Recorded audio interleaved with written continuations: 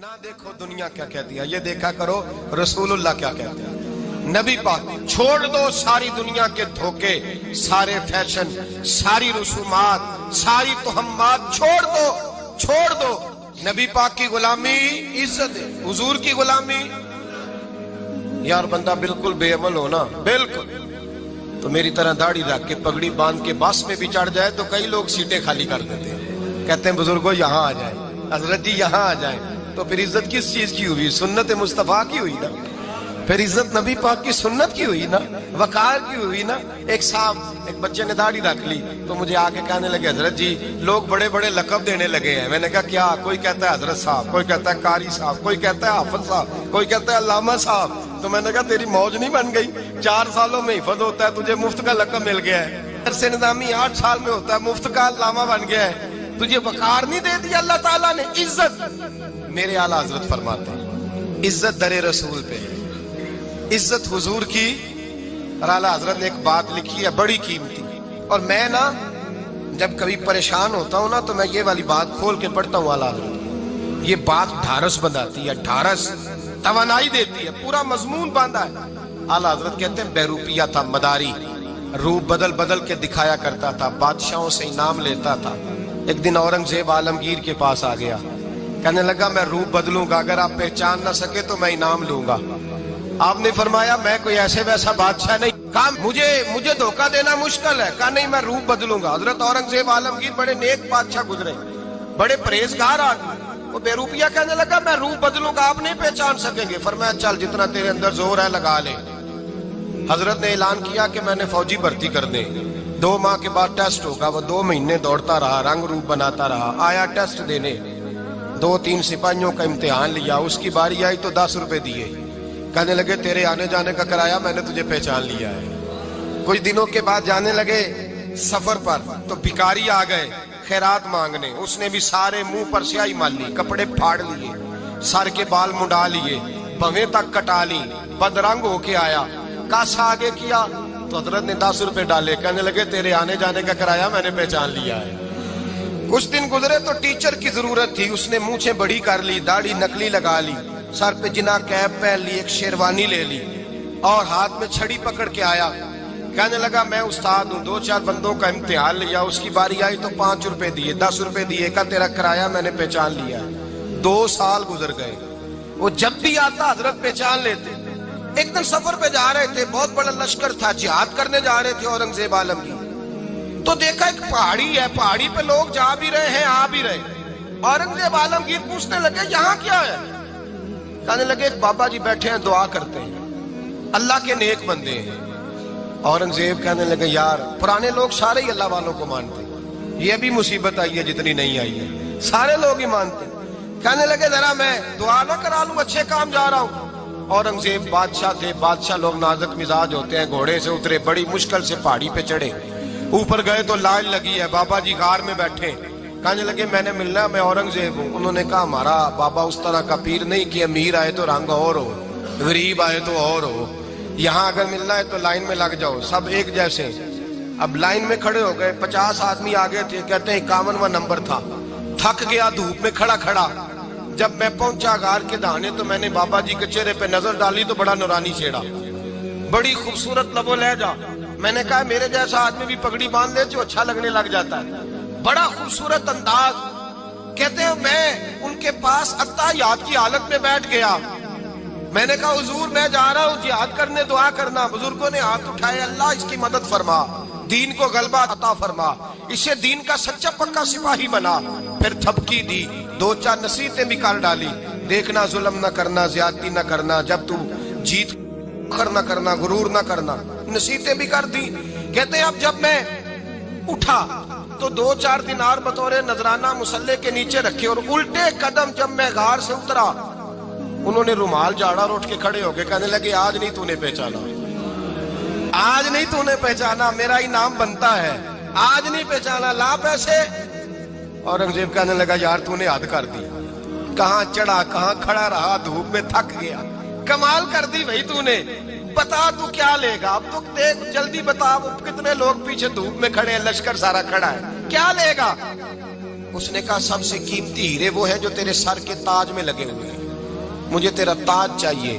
او بھائیو سننا اور یاد رکھنا، میرے اعلیٰ حضرت کہتے ہیں بادشاہ نے سر کے اوپر سے تاج اتارا، بہروپیے کے قدموں میں رکھا اور کہنے لگے یہ لے، اور یہ تو تیرا مانگنے پر میں نے دیا ہے نا، میں واپس آتا ہوں تو آنا میں اپنی مرضی سے بھی تجھے دوں گا۔ تو نے اورنگزیب جیسے بندے کو دھوکہ دیا، آنا میں اس وقت بھی دوں گا۔ وہ دے کر بس بات ختم ہو گئی، حد ہو گئی۔ دے کر کہتے ہیں جب میں پلٹا نا واپس، بہروپیے نے آواز دی بادشاہ ٹھہر جا، تو میں نے پلٹ کے دیکھا تو کہنے لگے یہ اپنا تاج لے جا، اٹھا اور لے جا۔ میں نے کہا 2 سال بیت گئے تجھے محنت کرتے، آج قابو آیا تو لے جاؤ۔ کہنے لگا لے جا، مسئلہ سمجھ میں آ گیا۔ میں نے کہا مجھے بھی تو سمجھانا۔ کہتے ہیں وہ پھوٹ پھوٹ کے رویا، اس کی آنکھیں برس پڑی، سیلاب کی طرح آنسو بہ نکلے، تڑپا اور رو کے کہنے لگا بادشاہ میں نے جھوٹ موٹ رسول اللہ کی غلامی اختیار کی تھی، جھوٹ موٹ کی داڑھی، جھوٹ موٹ کی پگڑی، جھوٹ موٹ کا فقر، میں نے جھوٹ موٹ نبی پاک کا لباس پہنا ہے، تو تیرے جیسے بادشاہوں کے تاج میرے قدموں میں آ گئے ہیں۔ اگر میں سچ مچ رسول اللہ کا غلام بنوں گا تو اللہ کیا کچھ عطا فرمائے گا، اللہ کتنی نعمتوں سے نوازے۔ میرے اعلیٰ کیا فرماتے ہیں؟ اعلیٰ حضرت فرماتے ہیں فرشتے بھی کرتے ہیں تعظیم میری۔ کون جی؟ اللہ ایسا عقیدہ بھی کم ملے گا جو بریلی کے امام کا عقیدہ ہے، ایسا بھی کم۔ کہتے ہیں فرشتے بھی کرتے ہیں تعظیم میری، کیوں؟